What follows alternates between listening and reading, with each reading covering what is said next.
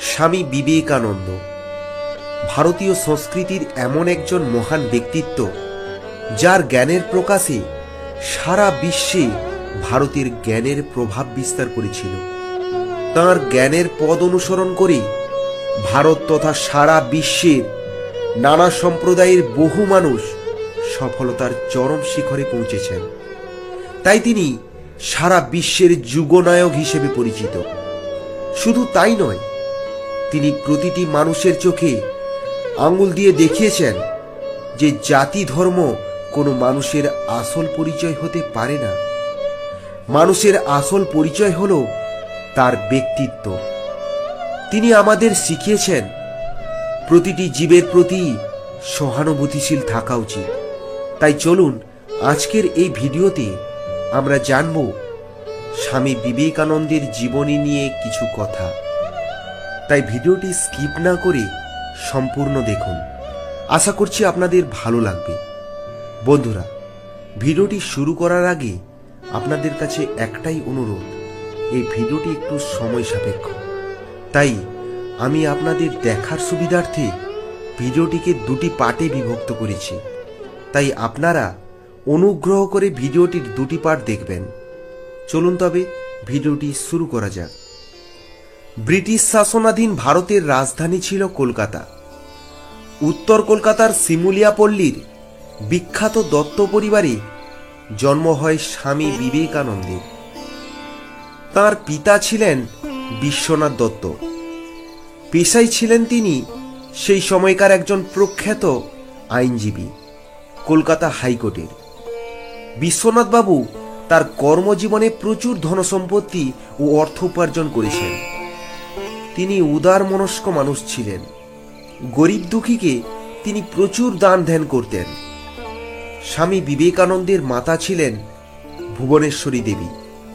তিনি ছিলেন তেজস্বী ও অনন্য সাধারণ ব্যক্তি সম্পন্না মহীয়সী, অত্যন্ত ধর্মপরায়ণা, শুদ্ধমতী ও ব্রতচারিণী। নিয়মিত নিজের হাতে শিব পূজা করে তবেই জলস্পর্শ করতেন। স্বামী বিবেকানন্দের জন্ম হয়েছিল খুবই অলৌকিকভাবে। ভগবান স্বয়ং তাকে পাঠিয়েছিলেন মহামানব হিসাবে এই জগৎ সংসারে মানব কল্যাণের উদ্দেশ্যে। তাই তাকে জন্ম নিতে হয়েছিল বিশ্বনাথ দত্ত ও ভুবনেশ্বরী দেবীর মতো উদার, ধর্মপরায়ণ ও আদর্শবাদী ব্যক্তিত্বের পরিবারে। ভুবনেশ্বরী দেবী একটি পুত্র সন্তান লাভের উদ্দেশ্যে ভগবান শিবের কাছে প্রতিদিনই প্রার্থনা করতেন। একদিন ভগবান বীরেশ্বর একটি বালক রূপে তার স্বপ্নে এসে বললেন, আমি তোর ঘরে আসছি রে মা, তুই আর দুঃখ করিস না। অপার ঐশ্বরিক আনন্দে ঘুম ভেঙে গেল ভুবনেশ্বরী দেবী। আশা পূরণের আভাস পেয়ে আপ্লুত হয়ে বারবার মহাদেবকে স্মরণ করে তিনি তার নাম করতে লাগলেন। তারপর একদিন সেই সময় এসে উপস্থিত হল 1863 খ্রিস্টাব্দের 12ই জানুয়ারি। 1269 বঙ্গাব্দে পৌষ মাসের শেষ দিনে মকর সংক্রান্তিতে। সোমবার প্রাতে মকর সংক্রান্তির পূর্ণ সপ্তমী তিথিতে স্নানের জন্য বহু জনমানব চলেছে পূর্ণ সলিলা ভাগীরথী গঙ্গার দিকে। ঠিক সেই সময় মাতা ভুবনেশ্বরী দেবীর কোল আলো করে দত্ত পরিবারে জন্মগ্রহণ করলেন স্বামী বিবেকানন্দ। ভগবান বীরেশ্বরের আশীর্বাদে তার পুত্র সন্তান হয়েছে বলে ভুবনেশ্বরী দেবী তার নাম রাখলেন বীরেশ্বর। আর এই থেকে ছোটবেলায় তাকে সবাই বিলে বলে ডাকত। বিলে ছোটবেলায় খুবই ডানপিটে ছিল।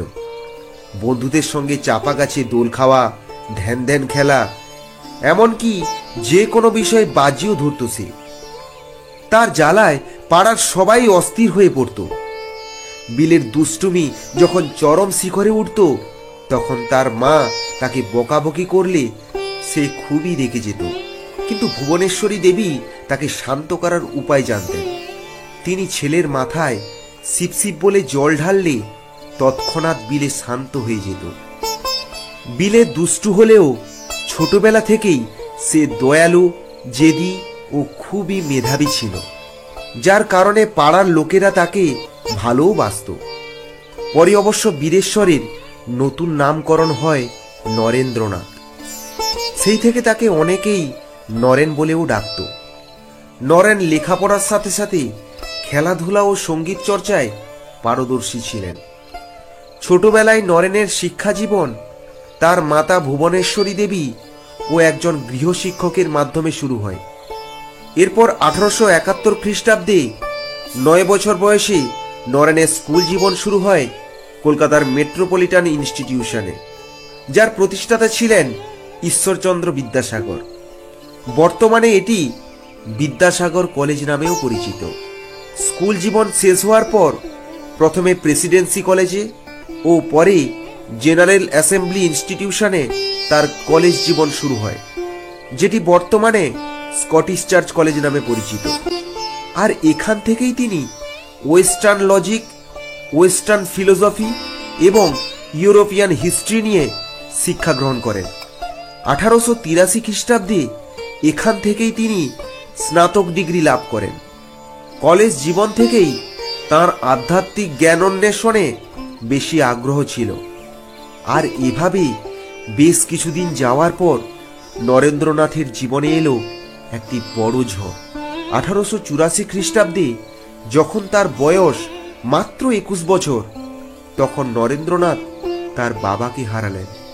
সপরিবারে বুঝতে পারলেন তারা দেনায় জর্জরিত। তারপর শুরু হলো সম্পত্তি নিয়ে নানা মামলা মোকদ্দমা। জীবনের চেনা কক্ষপথ থেকে ছিটকে পড়লেন নরেন্দ্রনাথ। পিতার মৃত্যুর পর সংসারের হাল ধরতে হয় নরেন্দ্রনাথকে। সেই সময় নরেন্দ্রনাথ আর্থিক ও মানসিকভাবে ভেঙে পড়েছিল। মামলা মোকদ্দমা করতে করতে তাদের যেটুকু পুঁজি ছিল সেটুকু শেষ হয়ে গিয়েছিল। এই নির্মম পরিস্থিতি যেন তার পিছুই ছাড়তে চাইছিল না। একদিন নরেন্দ্রনাথ বীতশ্রদ্ধ হয়ে সন্ন্যাস জীবন গ্রহণ করবেন বলে ঠিক করলেন। ঈশ্বর লাভের জন্য তিনি ব্যাকুল হয়ে উঠলেন। একদিন তিনি জানতে পারেন দক্ষিণেশ্বরের রামকৃষ্ণ পরমহংসদেব নামে একজন রয়েছেন, যিনি ভগবানের দর্শন পেয়েছেন। তাই তিনি ঠিক করেন তিনি রামকৃষ্ণ দেবের শরণাপন্ন হবেন। আর একদিন তিনি রামকৃষ্ণ দেবের শরণাপন্ন হলেন। রামকৃষ্ণ দেব তখন তাকে দেখে বললেন, এসেছিস বাবা নরেন, এসেছিস? আমি তো তোর অপেক্ষাতেই ছিলুম রে বেটা। নরেন্দ্রনাথ তো তখন রামকৃষ্ণ দেবের কথা শুনে অবাক। জিজ্ঞেস করলেন ঠাকুরকে, আপনি কি করে আমাকে চিনলেন? তখন রামকৃষ্ণ দেব বললেন, আমি সবই জানতে পারি রে বেটা, মা আমায় আগে থেকেই সবই বলে দেন। নরেন আবার জিজ্ঞেস করলেন ঠাকুরকে, আপনি কখনো ভগবান দর্শন করেছেন? উত্তরে রামকৃষ্ণদেব বললেন, আমি তো রোজই মা কালীকে দেখি রে বেটা, তার সঙ্গে কথাও বলি। তুইও চাইলে দেখতে পারবি নরেন। নরেন প্রথমে অবিশ্বাস করলেও একদিন নরেন্দ্রনাথও স্বয়ং মা কালীর দর্শন পেলেন। আর সেই থেকে রামকৃষ্ণ দেবকে তিনি তার গুরু হিসেবে মানলেন। আর এখান থেকেই নরেন্দ্রনাথের জীবনে শুরু হলো নতুন এক অধ্যায়। নরেন্দ্রনাথ থেকে স্বামী বিবেকানন্দে পরিণত হলেন তিনি। রামকৃষ্ণদেব নরেন্দ্রনাথকে তাঁর শ্রেষ্ঠ শিষ্যত্বের আসনে বসালেন। গুরু শিষ্যের মধ্যে সম্পর্ক ছিল অত্যন্ত নিবিড়। গুরুর কথাই নরেন্দ্রনাথের কাছে ছিল শিরোধার্য। বন্ধুরা, আপনারা দেখছিলেন স্বামী বিবেকানন্দের জীবনীর প্রথম পর্ব। এর পরবর্তী অংশ আপনারা দেখতে পারবেন দ্বিতীয় পর্বে। বন্ধুরা, আজকের এই ভিডিওটি কেমন লাগলো অতি অবশ্যই কমেন্ট করে জানাবেন। যদি ভিডিওটি আপনাদের ভালো লেগে থাকে তাহলে দয়া করে ভিডিওটিতে একটি লাইক ও শেয়ার করতে ভুলবেন না।